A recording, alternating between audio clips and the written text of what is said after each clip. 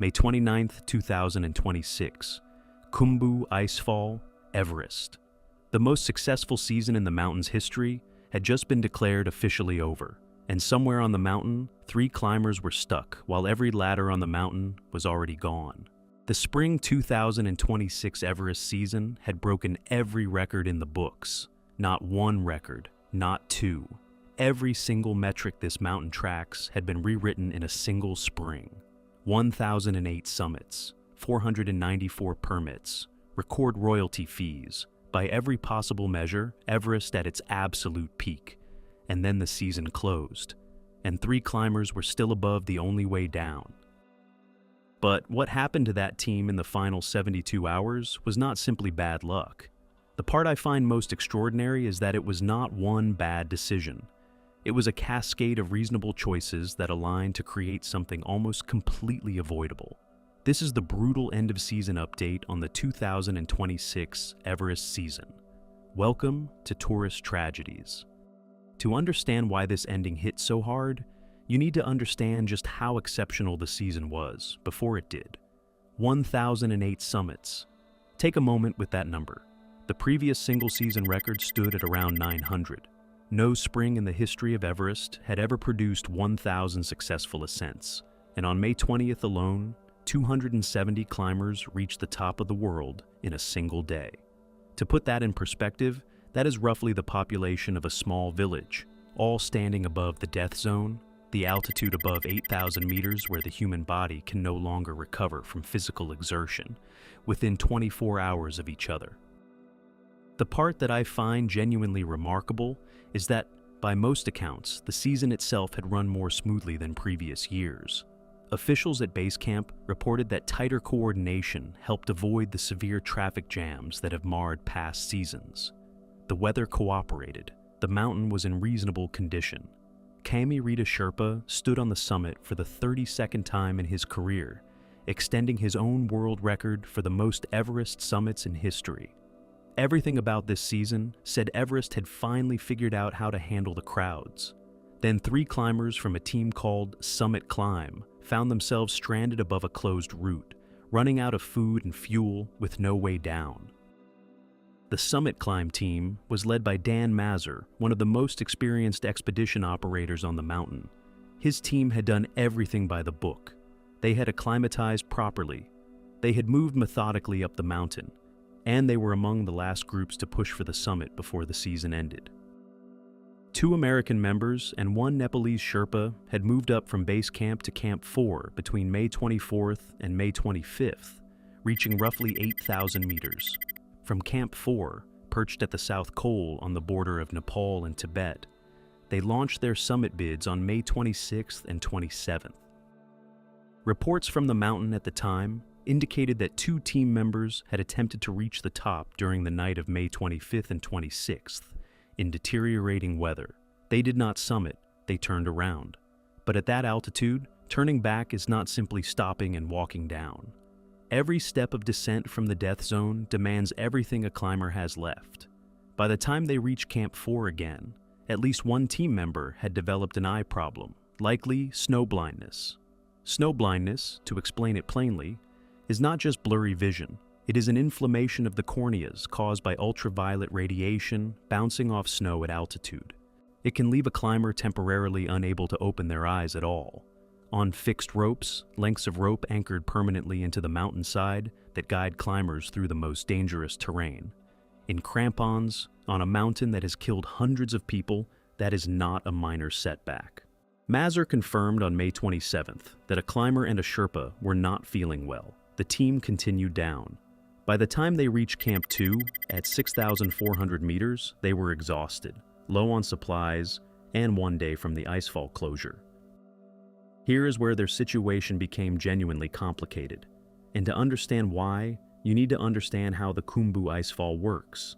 The Khumbu Icefall is the only path between base camp and the upper mountain on the Nepal side of Everest. It is a slow-moving river of glacial ice that descends from the western CWM, and it is one of the most dangerous stretches of terrain on the mountain, not because of the altitude, but because of the physics. House-sized blocks of ice, called seracs, towers of unstable glacial ice that can collapse without any warning, shift constantly. Crevasses open beneath your feet overnight. The entire structure is in perpetual motion, and there is no safe route through it that stays safe from one day to the next. Each spring, a crew known informally as the Icefall Doctors installs the infrastructure that makes the route passable. Aluminum ladders across the crevasses, fixed ropes through the sea racks, metal anchors drilled into the ice. Without their work, the icefall cannot be crossed, and every year, at the end of May, those same crews remove all of it. The ladders come up, the ropes come down, the anchors are pulled, the route ceases to exist, the season ends. This year, that date was May 29th. Not a surprise, known months in advance. And it fell on Everest Day itself, the 73rd anniversary of the first ascent by Tenzing Norgay and Edmund Hillary in 1953. While Kathmandu was preparing celebrations, the Icefall Doctors were preparing to pull the ladders. Now here is the decision the SummitClimb team had to make. They arrived at Camp 2 on the 28th of May, one day before the closure. Their team had health issues. They were exhausted. They had a choice: attempt the icefall descent that day in their current condition, or wait for a helicopter the following morning. They chose to wait, and that was not an unreasonable choice. Helicopter extractions from Camp 2 had become increasingly common this season. The helicopters were available. The team needed rest. A single flight would resolve everything cleanly. For almost every commercial expedition, this approach would have worked without incident. By the final days of May, every measure said this season was a triumph. The summit count had crossed 1,000 for the first time in history. The weather had held.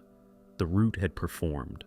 All that remained was a short helicopter flight on the morning of the 29th.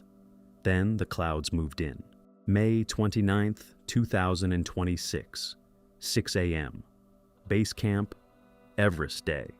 Down in Kathmandu, the 73rd anniversary celebrations were already underway. A sport climbing competition, lectures, parties at mountain clubs.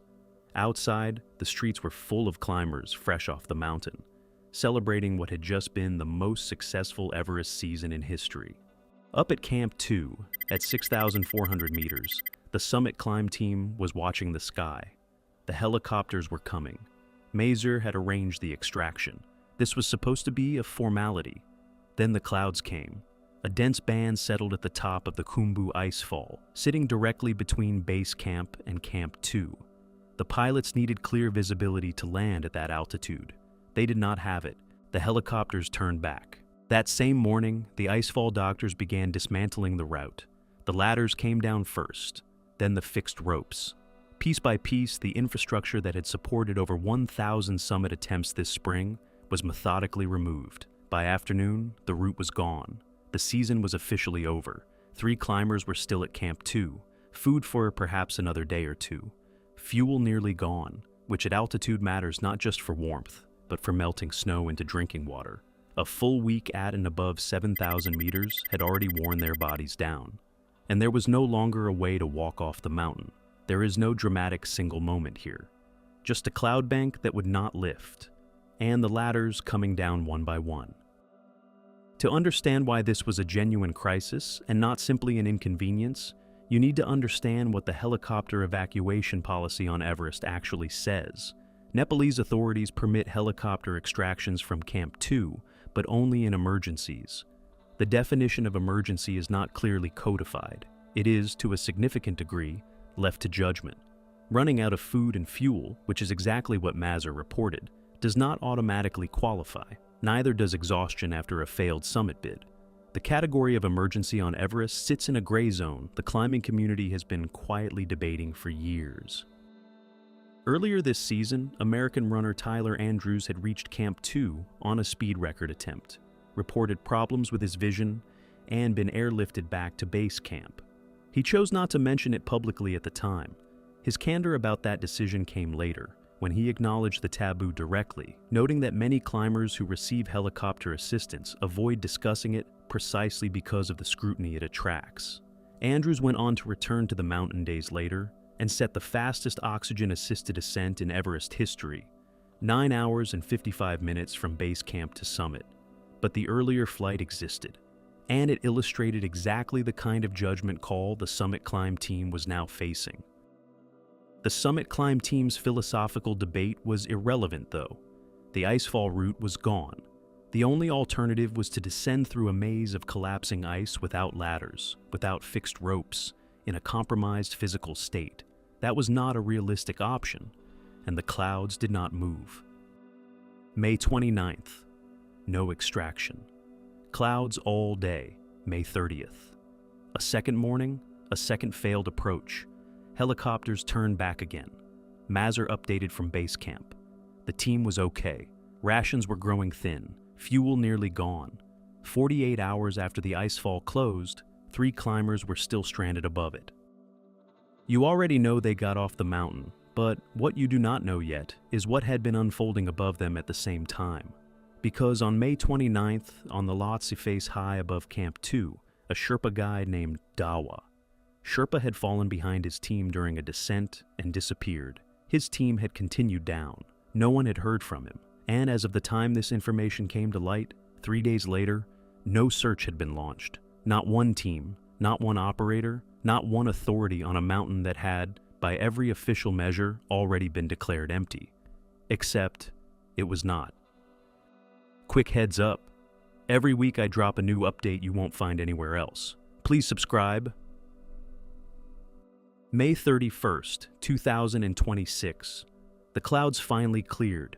A helicopter flew to Camp 2 and airlifted the 2 American climbers and 1 Nepalese Sherpa from the SummitClimb team to safety. Mazur confirmed afterward that the weather, the mountain, the Sherpas, the pilots, and everyone had worked together to bring the team down. They had spent the better part of a week at altitude, the last 2 days of it stranded above a closed route. They were exhausted and short on supplies, but they were safe.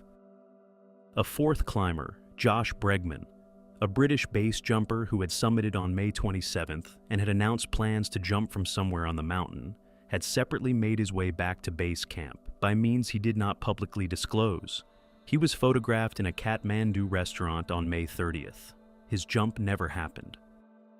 As for Dawa Sherpa, the missing guide from the Lhotse Face, he had still not been found. The icefall infrastructure was gone. No rescue had been attempted. As of June 1st, his fate remained unknown. When you lay this sequence out in order, a clear picture begins to form. The first contributing factor was the timing of the final push. The SummitClimb team launched their summit bids on May 26th and 27th, less than 3 days before the icefall was scheduled to close. A failed attempt, a slow descent, and a health problem at Camp 4 left them at Camp 2 with almost no buffer. 1 day, 1 delayed helicopter, and the window was gone.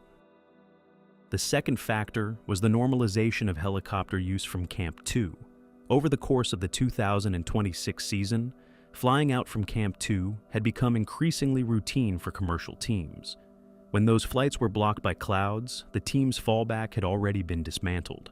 They had not planned to walk out because, by the logic of recent seasons, walking out was no longer the primary plan. The third factor is the hardest one to name. In the final days of a record-breaking season, the rush to close created gaps.